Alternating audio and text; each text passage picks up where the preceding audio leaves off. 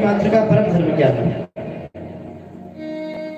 कहते भगवान के चरणों में प्रेम करना, यही प्राणी मात्र का परम धर्म है।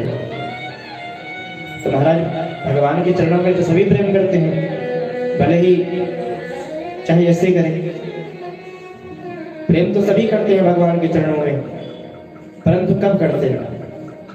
जब भगवान से काम बढ़ता है तब भगवान याद आते हैं, और कामना नहीं है तो भगवान याद आते ही नहीं। लेकिन यहाँ पर भक्ति के दो विशेषण बताए गए हैं। अहितुक्य प्रतिहदा ययात्मा संप्रसेदति। अहित होनी चाहिए, उस प्रेम में निष्कपट प्रेम होना चाहिए, निष्काम प्रेम होना चाहिए, निष्कपट भक्ति होनी चाहिए, निष्काम भक्ति होनी चाहिए, कोई कामना न।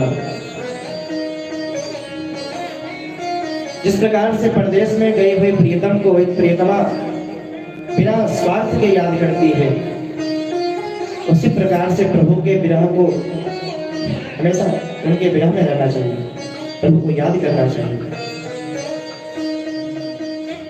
इसलिए अहेतुक्य प्रतिहता त्यजात्मा संप्रसेदति। और ऐसी अगर विशुद्ध भक्ति हो गई महाराज, भगवान के चरणारविंद में अगर भक्ति जागृत हो गई, तो भक्ति के ही बेटा ज्ञान और वैराग्य है। इस प्रकार से पिछले विषय में हमने श्रवण कराया कि ये सब क्रियाएं अलग अलग नहीं है। इस प्रकार से क्षुधातुर व्यक्ति भोजन करता है तो उस गिलास में 3 उसको वस्तु प्रदान होती है, भूख भी मिटती है, इंद्रियां भी बलवती होती है, पेट भी भरता है। उसी प्रकार से भक्ति ज्ञान और वैराग्य एक दूसरे के पूरक हैं, अलग अलग क्रियाएं नहीं हैं। भक्ति जागृत हो गई तो भक्ति जागृत होने के बाद ज्ञान स्वतः ही अपने स्वरूप का बोध हो जाता है, भगवान के स्वरूप का बोध हो जाता है। उसके तत्पश्चात में स्वतः ही इस संसार से वैराग्य आ जाता है।